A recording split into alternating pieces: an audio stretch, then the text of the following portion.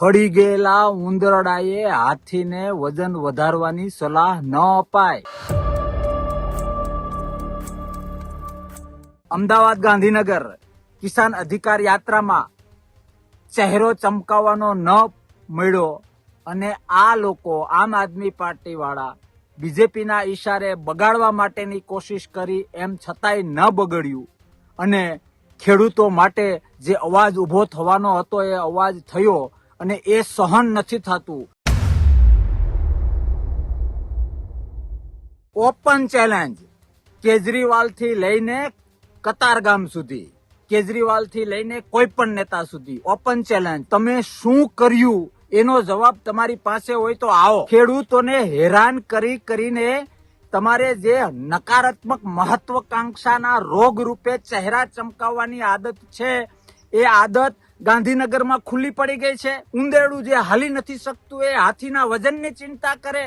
ક્યાં કોંગ્રેસ અને ક્યાં તમારી નકારાત્મક મહત્વાકાંક્ષા? ખેડૂત માટે, ગામડા માટે, ખેતી માટે, પરસેવો પાડનારા વર્ગ માટે તમે આમ આદમી પાર્ટીએ શું કર્યું? માત્ર કર્યું તો બીજેપીના ઈશારે કોંગ્રેસના મત તોડવાના ધંધા કર્યા. કારણ કે હવે તમારા સ્વાર્થ માટે તમે ખેડૂતોને આ રીતે ગુમરાહ કરો છો, એ હદ વટાવી ગઈ છે. હવે સહન નહીં થાય. હવે દૂધનું દૂધ અને પાણીનું પાણી કરવું રહ્યું. તાકાત હોય તો જેટલો અભ્યાસ કરવો હોય એટલો કરી લો અને આવો, મારી ચેલેન્જ સ્વીકારો. બાકી ખેડૂતોને, ગુજરાતને ગુમરાહ કરવાનું બંધ કરો. લોકશાહી ઉપર ભાજપના ઈશારે કલંક બનવાનું બંધ કરો.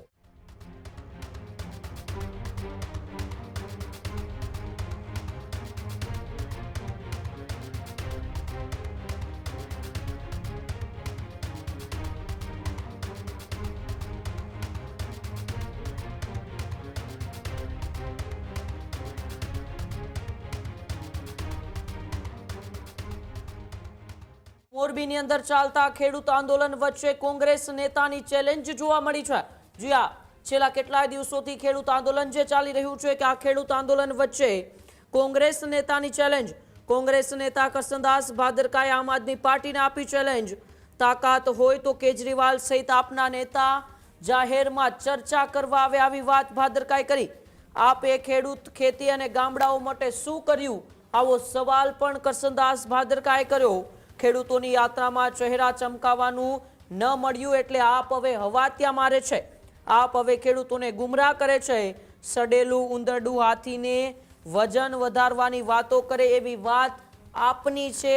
આવો સનસનીખેજ આરોપ પણ કરસનદાસ ભાદરકાએ લગાવ્યો હતો. જે ટ્રેક્ટર રેલી ગાંધીનગર સુધી પહોંચી હતી અને ગાંધીનગર જે ઘર્ષણ થયું, આમ આદમી પાર્ટીના અમુક નેતાઓએ સમગ્ર વાતાવરણ દોડવાનો પ્રયત્ન કર્યો. તેમના વિડીયો પણ સામે આવ્યા હતા. ત્યારબાદ આરોપ પ્રત્યારોપની રાજનીતિ કોંગ્રેસ અને આમ આદમી પાર્ટી વચ્ચે શરૂ થઈ હતી. ત્યારે ફરી એક વખત કરસનદાસ ભાદરકાએ આમ આદમી પાર્ટીના રાષ્ટ્રીય સંયોજક અને દિલ્હીના પૂર્વ મુખ્યમંત્રી અરવિંદ કેજરીવાલને ચેલેન્જ આપી છે કે તાકાત હોય તો અરવિંદ કેજરીવાલ સહિતના નેતાઓ જાહેરની અંદર ચર્ચા કરે કે આમ આદમી પાર્ટીએ ખેડૂતો માટે, આ ખેતી માટે અને ગામડાઓ માટે શું કર્યું છે. તેમનો જવાબ જાહેરની અંદર ચર્ચામાં આવીને કરે. અને જે રીતે આરોપ પ્રત્યારોપની રાજનીતિ ખેડૂતોના નામ ઉપર થઈ રહી છે, આ બધા વચ્ચે હવે શું આમ આદમી પાર્ટીના નેતાઓ કરસનદાસ ભાદરકાએ આપેલી ચેલેન્જ સ્વીકારશે કે કેમ, તેમની ઉપર પણ સૌ કોઈની નજર લહેરેલી છે. પરંતુ આવો પહેલા આપણે સાંભળીએ કે ખેડૂત આંદોલન વચ્ચે કોંગ્રેસ નેતા કરસનદાસ ભાદરકાએ આમ આદમી પાર્ટીના નેતાઓને શું ચેલેન્જ આપી.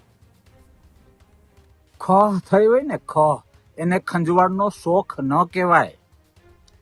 હળી ગયેલા ઉંદરડાએ હાથીને વજન વધારવાની સલાહ ન અપાય. પાંખ વગરના ચકલાએ માછલાને તરવાનું શીખવાડવાનું બંધ કરાય. આવું તો કેટલું બધું છે જે આમ આદમી પાર્ટી કરી રહી છે. અમદાવાદ ગાંધીનગર કિસાન અધિકાર યાત્રામાં ચહેરો ચમકાવવાનો ન મળ્યો અને આ લોકો આમ આદમી પાર્ટી વાળા બીજેપીના ઈશારે બગાડવા માટેની કોશિશ કરી, એમ છતાંય ન બગડ્યું અને ખેડૂતો માટે જે અવાજ ઉભો થવાનો હતો એ અવાજ થયો અને એ સહન નથી થતું. કે અમે બગાડવા ગયા હતા, ન બગડ્યું એટલે સહન નથી થતું. એટલે આમ આદમી પાર્ટી હમણાં હવાત્યા મારે છે. આમ છે, તેમ છે.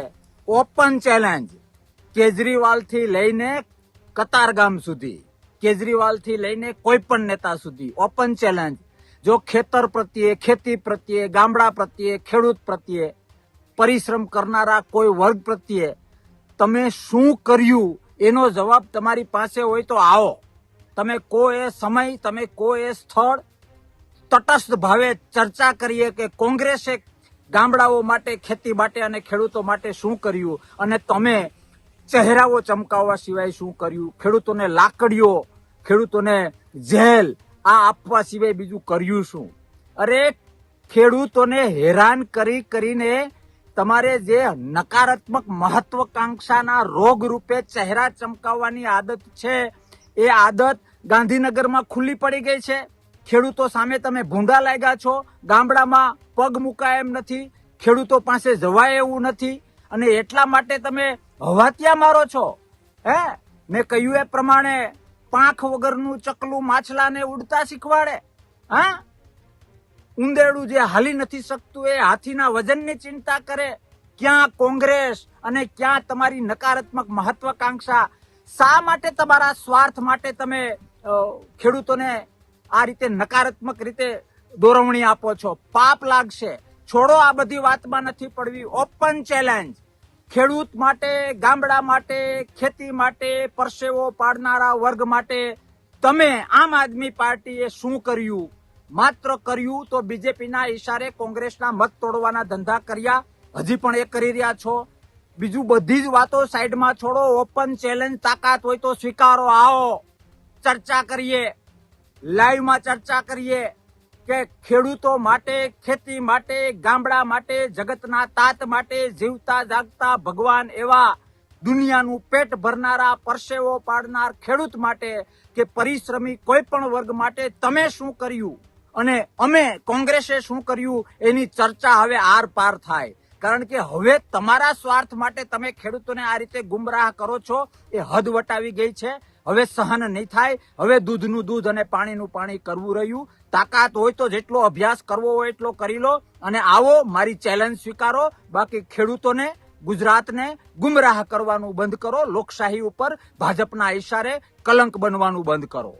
જય જવાન, જય કિસાન, ખેડૂત એકતા જિંદાબાદ. ખેડૂત ભાઈઓ છે ખેતરમાં ડ્રોન ઉડાવતા હોય છે ત્યારે આપણે એક પ્રશ્ન સતાવતો હોય છે કે જે આપણે અત્યાર સુધી જીપીએસ ટેકનોલોજી વાળા ડ્રોન વાપર્યા છે, જેથી કરીને મોબાઈલ ટાવર છે અથવા તો હાઈ ટેન્શન લાઈન પસાર થતી હોય, કોઈ વૃક્ષો હોય, ત્યારે જે જીપીએસ ટેકનોલોજી વાળા ડ્રોન છે એમાં ટકરાય અને ટ્રેસ થાય છે. પણ એગ્રીવન લાવ્યું છે જીએનએસએસ ટેકનોલોજી ડ્રોન, જેથી કરીને એ ડ્રોન છે એ કોઈ જગ્યાએ ટકરાય નહીં, પોતાની રીતે જ ડિસિઝન લે છે અને મૂવ થઈ જાય છે. જેથી કરીને જીએનએસએસ ટેકનોલોજી ડ્રોન છે એ વાપરવાનો આગ્રહ રાખો. આ જ પ્રકારની તમામ અપડેટ જોવા માટે ન્યૂઝરૂમ ગુજરાતને લાઇક, શેર અને સબસ્ક્રાઇબ કરવાનું ભૂલતા નહીં.